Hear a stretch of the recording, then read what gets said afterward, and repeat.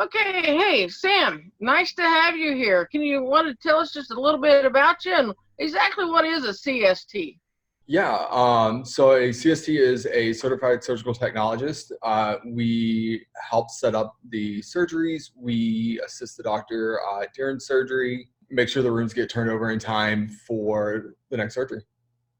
Well, good. So, what are the credentials that you have to be a CST? Generally, we go to school for a year, and then you sit for a national exam where you're licensed through all 50 states except for Washington and Colorado as of right now, which you need a separate license for. And then we have a BLS, just like nurses do. Well, cool. So, I know, in nursing, we usually prefer to people have at least 2 years of experience before you can travel. How long do you have to have experience in before you travel as a CST? I agree with that. I think 2 years is very reasonable, especially, trying to get some trauma experience or a larger facility experience is always a benefit as well. Good, good, good. So it sounds like there's not too much difference because now just on this same line, is there different types? I know there's like you have one specialty is like ortho, and you can do the cardiac and or OB or so do those. So if you're going to specialize in those, do you need another year of experience just in those specialties, or is a CST just a CST and you deal with whatever comes along? A lot of the times we deal with just kind of what comes along. But so for instance, when I was a surgical tech, I specialized in ortho trauma. I did some neuro, general GYN urology, and some totals. So generally we do a little bit wider variety, but we don't necessarily do everything that comes in the door.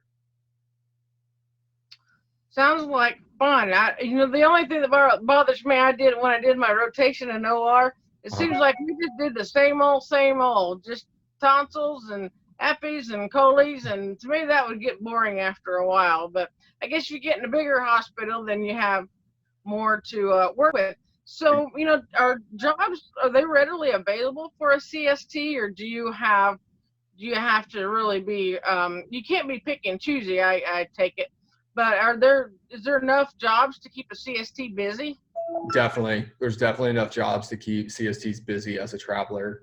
I think right now we have about 150 or 200 openings. So we have quite a few, and we're a pretty small agency. Okay. So where do you usually work, at a hospital or a surgical center? Especially to be a traveler, you really need hospital experience. There are some where you can make the step from surgery center to hospital, but that transition can be a little bit harder. Okay, and whenever you do work at the hospital, are you one of those that takes call, or do all the traveling CSTs take call, or is it just depends hospital wide? It just depends on what the facility needs at that time, just like nursing.